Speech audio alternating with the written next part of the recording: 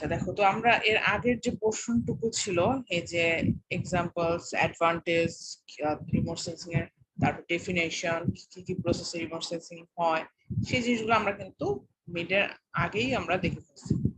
তো আজকে যেটা আমরা দেখবো এই রিমোট সেন্সিং এর অনেকগুলা ধাপ আছে যে কিভাবে হচ্ছে। যে গত ক্লাসে আর কি তোমাদের মিড ব্রেকের আগে হয়তো তোমরা ভুলে গেছো, একটু রিকল করি যে প্রথমে একটা রেডিয়েশন আর্থ সারফেসে বা যে জায়গায় যে ক্যাচমেন্টের জন্য তুমি করতে যাচ্ছ সেই ক্যাচমেন্ট পর্যন্ত আসতে হবে, তারপরে সেখানে কোনো একটা সেন্সর থাকতে হবে যেটা ওই রেডিয়েশনটাকে ক্যাচ করবে, দেন আবার ব্যাক করবে, ব্যাক করে স্যাটেলাইটের মাধ্যমে একটা ইমেজ বা একটা ডাটা তৈরি হবে, সেই ডাটাটাকে আমাদের পড়ার মতো উপযুক্ত করতে হবে, দেন আমরা ওখান থেকে ডাটাটা নিতে পারবো। তো এই স্টেপস গুলারই কিছু আরো কিভাবে রেটা আসতেছে বা রে গুলা কি কি টাইপস এর আসতেছে এই জিনিসগুলো আসলে আমরা আর একটু ডিটেলসে জানবো। তো দেখো প্রথমটা আসে ইলেকট্রোম্যাগনেটিক রেডিয়েশন। তো এটার জন্য ফার্স্ট রিকোয়ারমেন্ট কি, energy source to illuminate the target. অবশ্যই একটা এনার্জি সোর্স থাকতে হবে যেখান থেকে এই রেডিয়েশনটা আসবে, কারণ এনার্জি সোর্স যদি না থাকে তাহলে তো রেডিয়েশন আসবেই না, পরবর্তী কেস তো আর কোনো কিছু পাচ্ছি না আমরা। তো যদি আমাদের একটা এনার্জি সোর্স থাকে যেখান থেকে একটা রেডিয়েশন, সেটা ইলেকট্রোম্যাগনেটিক রেডিয়েশন হিসেবে এখানে কনসিডার করা হচ্ছে, যেহেতু আমরা ইলেকট্রিক ম্যাগনেটিক রেডিয়েশন নিয়ে পড়তেছি, সেটা আসবে। এবং এই যে এনার্জি আসতেছে এই এনার্জির যে ফর্মটা সেটাকে আমরা বলছি ইলেকট্রোম্যাগনেটিক রেডিয়েশন। এরপরে দেখো এবং এটার ফান্ডামেন্টাল প্রপার্টিজ গুলা কি দেখো, এখন বেসিক্স অফ ওয়েভ থিওরি। তোমরা ফিজিক্স যখন পড়ছিলা ওয়েভ থিওরি তোমরা পড়ছিলা ফিজিক্সে যে প্রত্যেকটা রেডিয়েশন সেটা ওয়েভ আকারে আসে। এই ফিগারটা যদি আমরা একটু দেখি দেখতে পাচ্ছ যে এই যে রেডিয়েশনটা আসতেছে আমাদের যে জেনারেল যে এক্সিস গুলো আছে, X axis, Y axis, Z axis, তিনটা যে এক্সিস আছে সেই এক্সিস এর সাথে দেখতে পাচ্ছ যে প্রত্যেকটা রেডিয়েশনের যে ওয়েভ গুলা সেগুলা কিন্তু এক একটা ওয়েভ আকারে আসতেছে। ওয়েভ থিওরিতে আমরা ফিজিক্সে যখন পড়ে আসছিলাম ওই ওয়েভ থিওরি, তোমরা কি ওয়েভ থিওরিটা ফিজিক্সে তোমাদের এটা সম্পর্কে আইডিয়া আছে? নামটা কি শুনছিলা? এটা 1-2 বা 2-1 এ পড়ার কথা। জি মিস, মনে হয় শুনছি। এটা তো এখানে এটাই বলা আছিল যে প্রত্যেকটা রেডিয়েশনের যে প্রত্যেকটা ইন্ডিভিজুয়াল রে, এক একটা রে যদি আমরা কনসিডার করি ফুল রেডিয়েশনটাকে না, তো প্রত্যেকটা রে তার এক্সিস এর সাথে পারপেন্ডিকুলার ওয়েতে আসবে। পারপেন্ডিকুলার ওয়েতে কিভাবে আসবে? পারপেন্ডিকুলার ওয়েতে আসা মানে ওয়েভ আকারে আসে। দেখো প্রত্যেকটার সাথে অ্যাঙ্গেল কিন্তু 90 ডিগ্রি। তো এখানে এবং এখানে বলতেছে যে কনসিস্ট অ্যান ইলেকট্রিক ফিল্ড। এই ইলেকট্রিক ফিল্ড সম্পর্কে আমরা ইন্টারে শুনছি কিন্তু যে যখন একটা রে বা একটা ইলেকট্রিক ম্যাগনেট বা যদি চুম্বকের ক্ষেত্রে আমরা চিন্তা করি, চুম্বক দ্বারা যখন আমরা কোনো জায়গাকে আবেশিত করি তখন সেটার চার মোড়াতে কি হয়, আমাদের কিন্তু একটা ইলেকট্রিক ফিল্ড জেনারেট হয় যেখানে প্রত্যেকটা কম্পোনেন্ট পার্টিকেলের একই ডিরেকশনে থাকে। তো এখানে এই ইলেকট্রিক ফিল্ডের কথাই বলা হচ্ছে যে যখন একটা রেডিয়েশন একটা সারফেসের উপর পড়তেছে তখন সেই রেডিয়েশনের জন্য ওখানকার যে পার্টিকেল গুলো আছে প্রত্যেকটা পার্টিকেল নিজস্ব একটা ডিরেকশন ঠিক করে নেয় এবং ওই ফিল্ডের ভিতরে যতগুলা কম্পোনেন্ট পাবা সবগুলোর ডিরেকশন সেম পাবা এবং সেটা হয় এই ডিরেকশনে আর না হয় হতে পারে এই ডিরেকশনে, বাট যে ডিরেকশনই হোক না কেন রে এর সাথে সেটা পারপেন্ডিকুলার ভাবে থাকবে। এবং এটা ডিরেকশন বলা হচ্ছে যে direction perpendicular to the direction magnitude in a direction perpendicular to the direction in which the radiation is traveling. এই ফিগারটা দেখো বুঝতে পারো অথবা এই ফিগারটা দেখো বুঝতে পারো যে এখানে প্রত্যেকটা একটা অ্যাঙ্গেল মেইনটেইন করতেছে। এবং এই রেডিয়েশনটা কি, এই রেডিয়েশনটা যেহেতু অ্যাটমসফিয়ার থেকে আসতেছে বা সানলাইট থেকে আসছে যেটাই বলি না কেন, অবশ্যই এটা কতটুকু স্পিড হবে, স্পিড অফ লাইট, লাইটের স্পিড কত 3 × 10⁸, এই স্পিডে এটা ট্রাভেল করবে।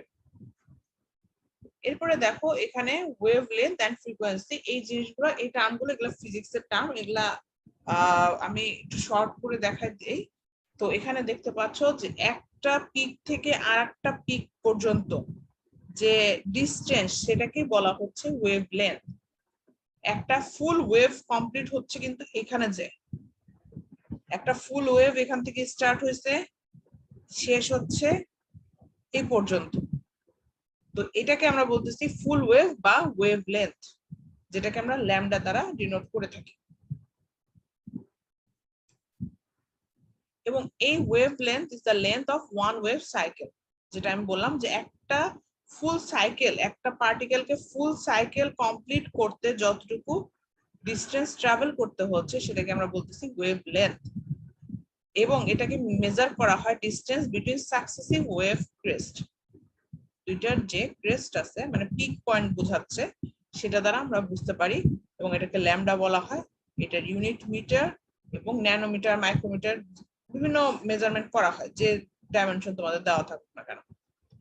আর ফ্রিকোয়েন্সি কি, তোমার ধরো যে এই ক্যাচমেন্টের জন্য তুমি কনসিডার করতেছো 8, এখানে রেডিয়েশনটা আসছে 8 সারফেসে, রেডিয়েশনটা এই পয়েন্ট থেকে এই পয়েন্ট পর্যন্ত আসতে যতগুলা ওয়েভ লেন্থ কভার করতে হয়েছে বা যতগুলা সাইকেল কভার করতে হয়েছে সেগুলো যদি আমরা ধরি যেখান থেকে এটা একটা সাইকেল, দুইটা সাইকেল, তিনটা সাইকেল, এভাবে যে আমরা কাউন্ট করছি সেটাকে আমরা ফ্রিকোয়েন্সি বলতেছি, যে পার ইউনিট টাইমে কতটুকু ওয়েভ পাস করতেছে, এবং এটার ইউনিট হলো হার্স।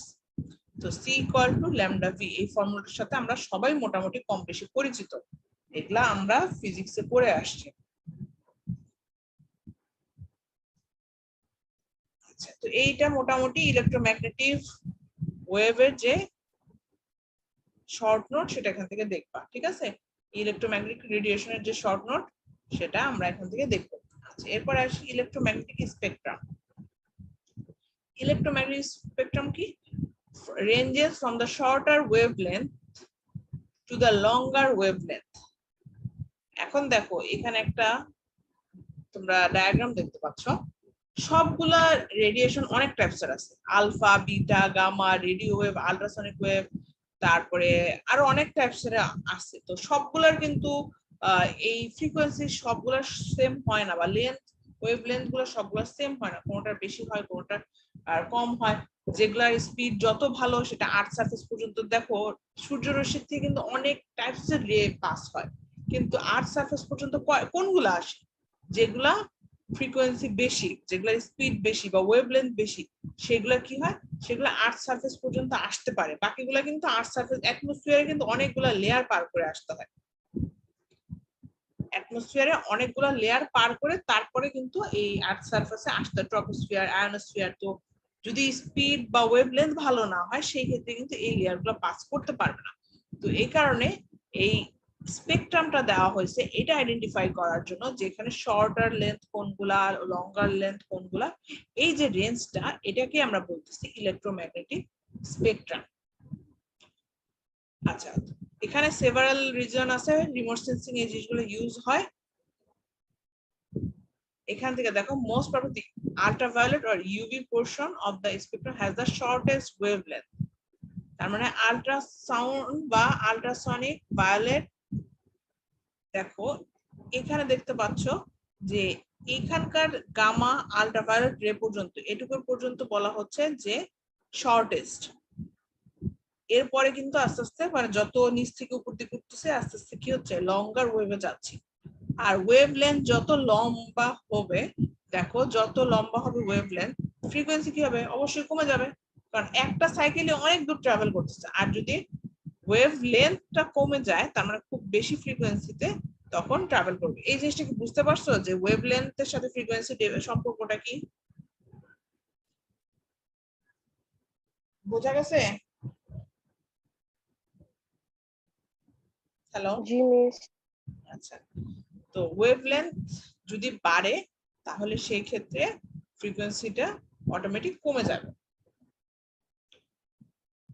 আচ্ছা, তো দেখো এখানে, তারপরে এখানে আসলে ওয়েভলেন্থ তোমাদের এই ভ্যালুগুলো মুখস্থ করার কোনো দরকার নাই, জাস্ট এখানে ওয়েভ ইলেকট্রোম্যাগনেটিক স্পেকট্রামটা কি, ওয়েভলেন্থের সাথে এখানে কিভাবে ভেরিয়েশনটা হচ্ছে, এই জিনিসগুলো একটু শর্ট নোট আকারে দেখবা।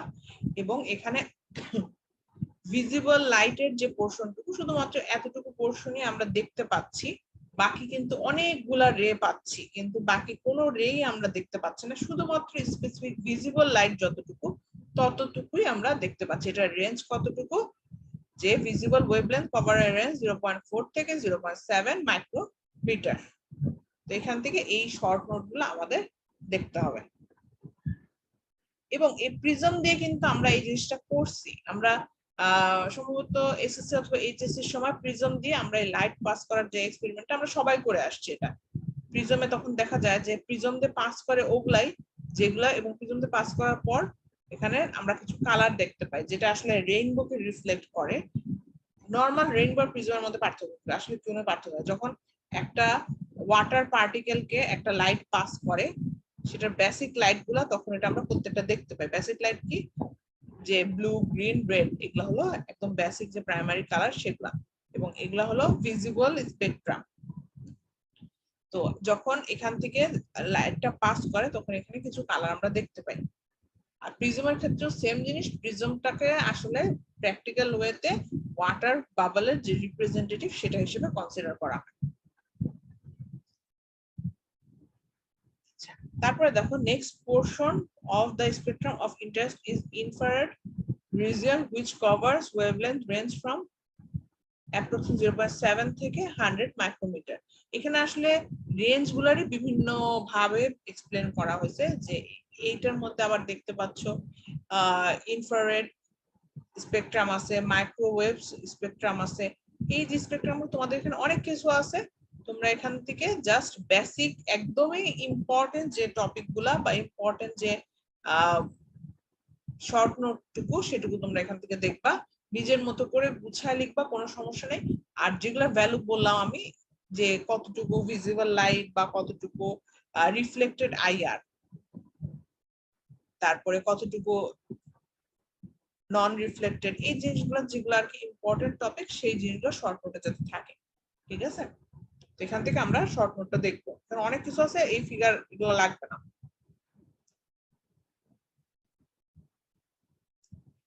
ইন্টারেকশন উইথ দ্য অ্যাটমসফিয়ার, এটুকু পর্যন্ত কি বুঝতে পারছো এর আগ পর্যন্ত?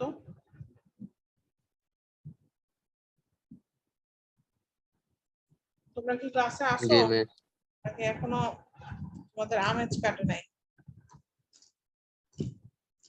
তোমরা এখনো কি ঘুমায় আছো নাকি বুঝতেছি না তবে। আচ্ছা, ইন্টারেকশন উইথ দ্য অ্যাটমসফিয়ার, অ্যাটমসফিয়ারের সাথে এই যে যখন এই রেগুলা পাস করে তখন কি ফেনোমেনন গুলা হয় সেই জিনিসগুলো এখানে বলা হয়েছে। Before radiation used for remote sensing reaches the earth surface it has to travel through some distances to the atmosphere. আমরা এখন রিমোট সেন্সিং নিয়ে কাজ করতেছি দেখে আমরা এত কিছু হিসাব করতেছি, কিন্তু রিমোট সেন্সিং যখন ছিল না তখন কি এই রেডিয়েশন গুলো আসতো না আর্থ সারফেসে? তখনও আসতো। তো রেডিয়েশন আর্থ সারফেসে আসার জন্য কিছু লেয়ার ওকে পাস করতে হয়, কি কি, যেমন আয়োনোস্ফিয়ার, ট্রপোস্ফিয়ার, ওজোনোস্ফিয়ার, এই যে বিভিন্ন লেয়ার গুলা, এই লেয়ার গুলা পাস করে তারপরে আর্থ সারফেসে আসতে হয়। তো আর্থ সারফেসে আসতে আসতে এই লেয়ার গুলা কিছু পোর্শন অ্যাবজর্ব করে ফেলে, যেমন একটু আগেই যেটা বললাম যে যদি স্পিড বা ফ্রিকোয়েন্সি যদি ভালো না হয়, যদি স্পিড ভালো না হয় তাহলে কিন্তু এটা আর্থ সারফেস পর্যন্ত আসতে পারবে না। কারণ প্রত্যেকটা লেয়ার যখন পাস করবে তখন কিন্তু অ্যাবজর্ব করবে কিছুটা। যেমন নরমাল একটা এক্সাম্পল দিই, একদম প্র্যাকটিক্যাল এক্সাম্পল, ফিল্টারে দেখছো, ফিল্টার যখন পানি ফিল্টার করে তখন ওখানে কিন্তু অনেকগুলো লেয়ার থাকে। তো লেয়ারের কিছু কি অ্যাবজর্ব হয় না? কিছু পোর্শন অবশ্যই অ্যাবজর্ব হয়। এই যে দেখো পিবলস, তারপরে স্টোনস, এই যে লেয়ার গুলো থাকে ফিল্টারে, তো এই লেয়ার গুলো পাস করে যখন পানিটা আসে তখন কি হয়, তখন কিন্তু কিছু পোর্শন ওখানে অ্যাবজর্ব হয়ে যায় আর বাকি যে পোর্শনটুকু সেটা ওখানে থেকে যায়। তো সেম জিনিস লাইটের ক্ষেত্রেও, যখন লাইটের এই লেয়ার গুলো পাস করে আসতে হয় তখন অনেক পোর্শনই অ্যাবজর্ব হয়ে যায়। তো অ্যাবজর্ব হওয়ার পর যেটুকু থাকে সেটুকু স্ক্যাটার হয় যখন এই পার্টিকেল গুলো পাস হয় একটা রেডিয়েশনের মাধ্যমে একটা লেয়ার থেকে, লাস্ট যে লেয়ার থেকে সেটা আর্থ সারফেসে, তখন এটা স্ক্যাটার হয়ে যায়। তো এই ফেনোমেননটা এখানে বলা হয়েছে। আচ্ছা, এরপর দেখো অ্যাবজর্পশন আর স্ক্যাটারিং কি জিনিস সেটা তো বুঝলাম। এখন দেখো স্ক্যাটারিং কখন হয়। Scattering occurs when particles or large gas molecules present in the atmosphere interact with and cause the electromagnetic radiation to be redirect from its original path. আচ্ছা, স্ক্যাটারের কাহিনীটা একটু আগে যেটা প্রিজমের উদাহরণ দিলাম বা ওয়াটার পার্টিকেলের উদাহরণ দিলাম, অ্যাটমসফিয়ার থেকে যখন আমাদের, তোমরা অনেক সময় এই জিনিসটা খেয়াল করছো কিনা, প্লেন যখন চলাফেরা করা হয়, প্লেনে যখন চলাফেরা করি আমরা, তখন কিন্তু দেখা যায় যে মেঘের উপর দিয়ে আমরা চলাফেরা করতেছি, ঠিক আছে? তো অনেক সময় এরকম তোমরা ট্রাভেল করার সময় খেয়াল করছো কিনা যে তোমরা প্লেন থেকে দেখতে পাচ্ছ যে নিচে বৃষ্টি হচ্ছে, কিন্তু তোমার প্লেনের যে জায়গাটা আছে সেখানে বৃষ্টি হচ্ছে না। তার মানে কি, মেঘ যখন কনডেন্স হয়ে যায় তখন সেখান থেকে প্রিসিপিটেশন হয়, কিন্তু মেঘের উপরে যে লেয়ারটা, অ্যাটমসফিয়ারের যে লেয়ারটা, সেখানে কিন্তু বৃষ্টিপাত হয় না। এই জিনিসটা কেউ দেখছো? আমরা প্লেনে ট্রাভেল করলে জিনিসটা দেখা যায়, যদি বৃষ্টি হয় আর কি, সেই ক্ষেত্রে দেখা যায় যে নিচে লেয়ার। তো এইখানে যখন রেডিয়েশনটা পাস করতেছে অ্যাটমসফিয়ার থেকে, অ্যাটমসফিয়ারের নিচের ওইখানের লেয়ারটাতে কি আছে? মেঘ আছে। তাহলে ওই মেঘ থেকে যদি বৃষ্টি হয় তাহলে তখন কি হবে? তখন ওই রেটা কিন্তু ওই ওয়াটার পার্টিকেল গুলাকে পাস করে তারপরে যাইতে হবে, যেটার জন্য রংধনু হয়। যখন বৃষ্টি হয় সাথে রোদ ওঠে, রংধনু হয়। এই ফেনোমেননটা কি আমরা জানি?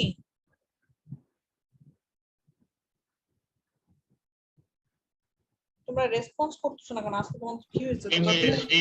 জানি। আচ্ছা, তো এই স্ক্যাটারিং এর যে পোর্শনটা, সেটা অ্যাকচুয়ালি এটাই যে যখন এই সানলাইট থেকে রেডিয়েশনটা আসতেছে এবং ওয়াটার পার্টিকেলকে পাস করতেছে, ওয়াটার পার্টিকেল আমরা অ্যাটমসফিয়ারে পাবো কখন? যখন আমাদের বৃষ্টিপাত হবে, তো তখন এই জিনিসটা হবে। আচ্ছা, তো এখানে there are 3 types of scattering which takes place. তিনটা টাইপস আছে, একটু দেখি। ইজি ফিগার গুলা যদি দিতে চাও দিতে পারবা, বাট খুব ডিফিকাল্ট, একটু আগে যে ফিগার গুলা দেখালাম ওই ফিগার গুলো একটু ডিফিকাল্ট, রেঞ্জ আছে অনেক কিছু, ওগুলা দেওয়ার দরকার নেই। ইজি যেগুলা ফিগার, সেগুলা ইজি ফিগার গুলো চেষ্টা করে দেওয়ার। এরপর দেখি রেলিক স্ক্যাটারিং, মাই স্ক্যাটারিং, আর লাস্টেরটা কি? অ্যাবজর্পশন। আর একটা মেকানিজম হলো অ্যাবজর্পশন। এখানে নন সিলেক্টিভ স্ক্যাটারিং, তিনটা রেলিক, মাই আর নন সিলেক্টিভ স্ক্যাটারিং। দেখো, রেলিক স্ক্যাটারিং, এই রেলিক থিওরামটা তোমরা হয়তো অনেকেই পড়ছো বা পড়ো নাই।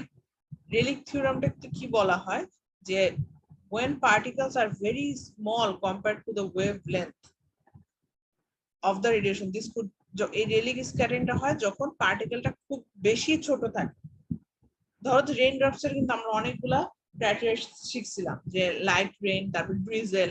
তো যদি খুব বেশি পার্টিকেল গুলা ছোট হয় ওয়েভলেন্থের তুলনায়, সেই ক্ষেত্রে এই রেলিং এর যে রেডিয়েশন স্ক্যাটারিংটা সেটা হয়ে থাকে। আচ্ছা, এবং এখানে কি হয়, আপার অ্যাটমসফিয়ারে এই স্ক্যাটারিংটা হয়ে থাকে। এবং এই স্ক্যাটারিংটা হওয়ার সময় এখানে যে কালারটা প্রমিনেন্ট সেটা হলো ব্লু, তখন আকাশটা ব্লু দেখায়, ঠিক আছে? তো এখান থেকে, এবং এই সময়টা এই বলছে যে এই জিনিসটা, এই টাইমটা খুব বেশি ভিজুয়াল, মানে এই scattered more than the other visual wavelength, অন্যান্য ওয়েভলেন্থের জন্য এই পোর্শনটা একটু ভিজুয়াল। এবং সানরাইজ এবং সানসেট, এই দুটো সময় এই রেলিক স্ক্যাটারিংটা দেখা যায়। My scattering occurs when the particles are just above the same size as the wavelength of the radiation. Dust, pollen, smoke, water vapor are commonly cause of my scattering. মানে এর আগের যে রেলিক স্ক্যাটারিং এর চেয়ে একটু সাইজে বড় particle গুলা। এখান থেকে মেইন যে কি পয়েন্ট সেগুলো কিন্তু দেখলে, যে ডেফিনেশন গুলা এবং কি কালার ডমিনেন্ট এখানে দেখো। তারপরে এখানে বলা হচ্ছে যে এই ডাস্ট, তারপরে পোলেন, স্মোক, একটু পার্টিকেল গুলো একটু তুলনামূলক বড়, সেটার জন্য হয়ে থাকে। এবং লোয়ার পোর্শন, এটা ছিল আপার পোর্শন অফ দ্য অ্যাটমসফিয়ার, এটা হলো lower portion of the atmosphere. Particle largely are more abundant and dominant when cloud condition are overcast. এবং ফাইনাল স্ক্যাটারিং হলো নন সিলেক্টিভ স্ক্যাটারিং, এবং এখানে এটা লার্জ পার্টিকেলের জন্য হয়ে থাকে, water droplets and large dust particle. এবং এখানে ফগ এবং ক্লাউড, এই টাইপস এর স্ক্যাটারিং গুলো দেখা যায়। এবং এখানে কি কি কালার অ্যাভেলেবল, ব্লু, গ্রিন এবং রেড, এই তিনটা টাইপস এর কালারই এখানে দেখা যায় এবং এই তিনটা মিলে হোয়াইট লাইটটা তৈরি করে। এরপরে আসি অ্যাবজর্পশন। অ্যাবজর্পশন অলরেডি বলছি যে অ্যাবজর্পশন কিভাবে হচ্ছে, অ্যাবজর্পশন নিয়ে অলরেডি কথা বলে ফেলছি। আচ্ছা, ওজোন। ওজোন হলো সার্ভস টু অ্যাবজর্ব হার্মফুল, এই রেডিয়েশনের মধ্যে আল্ট্রাভায়োলেট রে যেটা ওজোন স্তরের কাজ, এটা আমরা কম বেশি সবাই জানি যে সানলাইটের সবচেয়ে হার্মফুল যে ইউভি রে গুলা সেগুলো অ্যাবজর্ব করে ওজোন লেয়ার।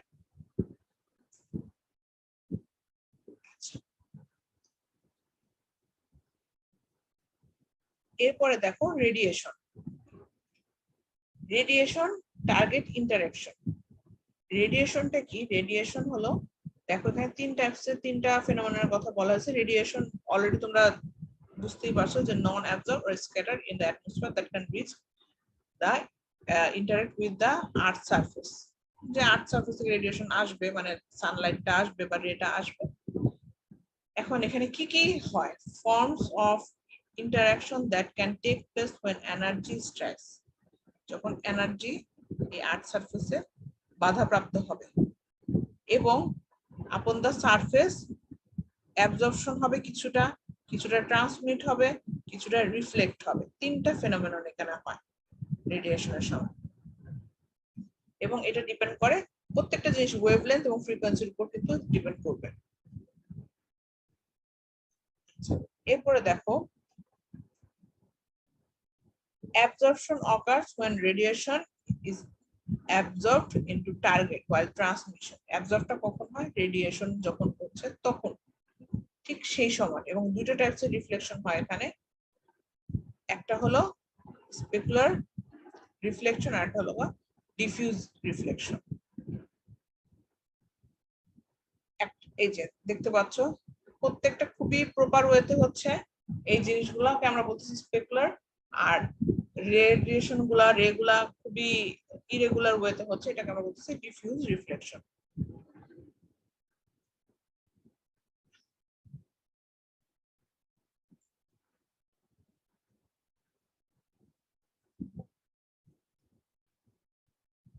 আচ্ছা, এরপরে আসো, এখান থেকে আমি যতটুকু দেখাইছি ততটুকু পড়বা, এক্সট্রা অনেক কিছু আছে ওগুলা লাগবে না তোমাদের।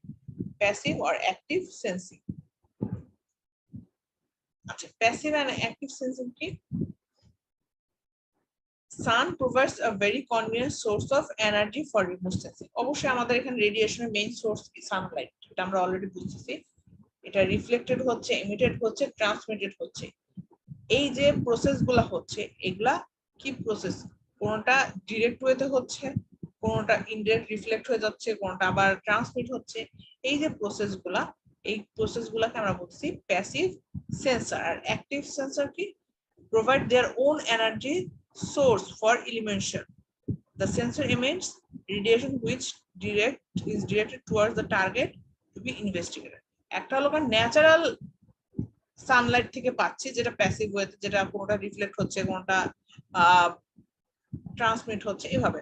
আর যদি কোনো আলাদা সোর্স তুমি বসাও, বা মহাকাশে যেমন স্যাটেলাইট বা আরো এখন আরো টেকনোলজি ফাস্ট হচ্ছে, তো এখানে যদি কোনো এরকম কোনো সেন্সর থাকে যেটা রেগুলো এমিট করবে, তাহলে সেখান থেকেও কিন্তু আমরা এই অ্যাক্টিভ সেন্সর, কারণ সেখান থেকে ডিরেক্ট আমরা সানলাইটটা পাচ্ছি। এই ফিগারটা আসলে অ্যাক্টিভ সেন্সরের ডিনোট করতেছে, আর এটা হলো প্যাসিভ। তাহলে কি আমরা তাহলে ডিরেক্ট আমরা সেখান থেকে রিডিংটা পাবো।